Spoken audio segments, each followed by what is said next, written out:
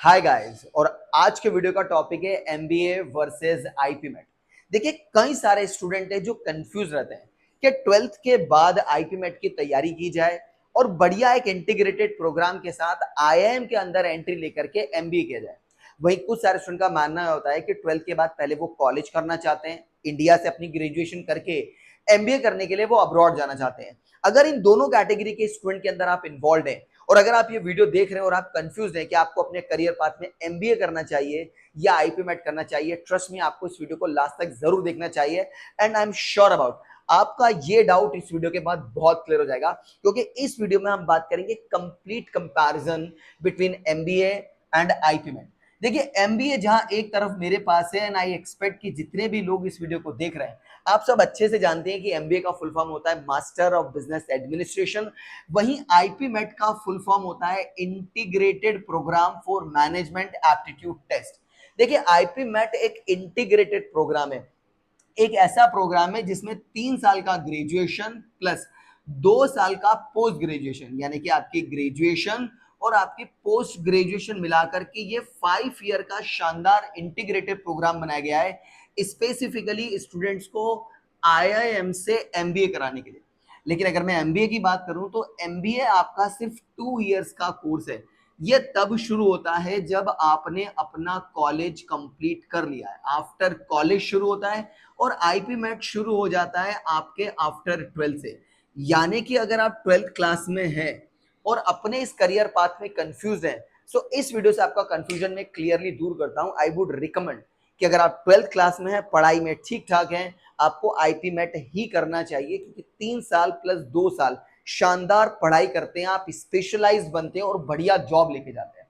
लेकिन आप अगर ये वीडियो देख रहे हैं, आप कॉलेज में और ट्वेल्थ में थोड़े कंफ्यूज हैं कि आपको एमबीए करना चाहिए या आईपी मेट, कंफ्यूजन है, तो आई वुड एडवाइस कि आपको एमबीए जाना चाहिए। आपको पहले कॉलेज कंप्लीट करनी चाहिए और उसके बाद आपको एमबीए करना चाहिए। आई एक्सपेक्ट कि एमबीए और आईपी मेट का ये बेसिक डिफरेंस आप समझ पा रहे हैं कि एक आफ्टर डिग्री कोर्स है और एक इंटीग्रेटेड प्रोग्राम है। एक 2 साल का कोर्स है और एक 5 साल का कोर्स है। एक कॉलेज के बाद शुरू होता है और एक ट्वेल्थ के बाद शुरू होता है। अब सबसे इंपॉर्टेंट सवाल आता है कि कॉलेज के बाद एमबीए में एंट्रेंस मिलेगा कैसे।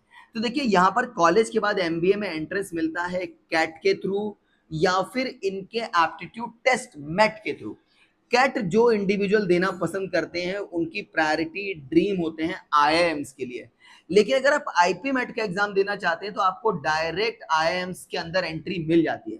क्योंकि कैट से आईआईएम्स के अंदर भी एंट्री मिलती है, इसलिए कैट का एग्जाम काफी हार्ड माना जाता है। इसको पढ़ने के लिए आपको काफी मेहनत करनी पड़ती है।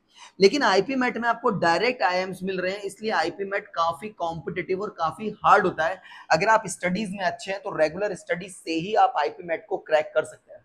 अब सवाल ये आया कि एक कोर्स 2 साल का है, एक कोर्स 5 साल का है, इसमें पढ़ाई किस तरह से कराई जाती है। तो देखिए, एमबीए अगर आप करते हैं तो एमबीए में आपको सबसे पहले मैनेजमेंट सिखाया जाता है, आपको बिजनेस सिखाया जाता है। मैनेजमेंट एमबीए के अंदर आपको फाइनेंस के बारे में सिखाते हैं, एचआर के बारे में सिखाते हैं, मार्केटिंग के बारे में सिखाते हैं, लीडरशिप के बारे में सिखाते हैं, कम्युनिकेशन के बारे में सिखाते हैं, लीगल लॉ के बारे में सिखाते हैं। और लगभग लगभग यही सेम पढ़ाई 5 सालों तक आपको आईपी मेट के अंदर भी सिखाई जाती है, प्लस थोड़ी कॉम्पिटिटिव एज के साथ। देखिए, यहाँ कॉम्पिटिटिव एज मैं इसलिए लिख रहा हूँ, समझने की बात है। जो स्टूडेंट एमबीए कर रहा है वो ऑलरेडी अपनी लाइफ में 3 साल की पढ़ाई कर चुका है, वो कॉलेज लाइफ जी चुका है, अपनी डिग्री ले चुका है, इसीलिए उसको कॉम्पिटिटिव एडवांटेज मिल रही है। उसको एक्सपर्ट स्पेशलाइज्ड नॉलेज और उसका स्पेसिफिक फील्ड ऑलरेडी चूजन है, वो ऑलरेडी स्पेसिफिक स्पेशलाइज्ड एमबीए कर रहा है। लेकिन क्योंकि आईपी मेट जस्ट ट्वेल्थ के बाद वाला बच्चा कर रहा है, उसके पास ज्यादा एक्सपीरियंस नहीं है, डिग्री नहीं है, स्पेशलाइजेशन नहीं है, उसका फील्ड अभी डिसाइडेड नहीं है, इसीलिए आईपी मेट की पढ़ाई थोड़ी कॉम्पिटिटिव एज वाली होती है आईपी मेट के थ्रू। अब बात करते हैं कि एमबीए और आईपी मेट में अगर हम इसे चूज करते हैं तो किसमें कितने पैसे लगते हैं। देखिए, अगर आप एमबीए करना चाहते हैं या आईपी मेट करना चाहते हैं, आई वुड एडवाइज दोनों ही एक्सपेंसिव कोर्स हैं। एमबीए अगर आप करते हैं तो आपके तकरीबन 15 लाख रुपए इन 2 सालों में लग जाएंगे, क्योंकि काफी स्पेशलाइज्ड कोर्स है। वहीं अगर मैं आईपी मेट की बात करूं तो आईपी मेट क्योंकि 5 साल का कोर्स है, इसलिए आपके 20 से 25 लाख रुपए कहीं नहीं गए। इन 5 सालों के अंदर आपको इतना पैसा स्पेंड करना पड़ेगा। अब इतना पैसा स्पेंड करने के बाद क्या सैलरी जॉब लगती है। तो देखिए, अगर आप एमबीए कर रहे हैं, कैट से आपने किया और आप आईआईएम्स में गए, यकीन मान के चलिए आपको आराम से 20 लाख रुपए की नौकरी मिल सकती है, बशर्त आपने पढ़ाई अच्छी की हो, कैट के थ्रू आईएम्स में गए, क्योंकि यहाँ ऑलरेडी आईएम्स इन्वॉल्व है और आईपी मेट आप कर रहे हैं, आपकी जॉब भी तकरीबन 15 से 20 लाख रुपए के बीच में लग सकती है। यहाँ सैलरी पैकेज थोड़ा सा कम मिल सकता है। क्यों?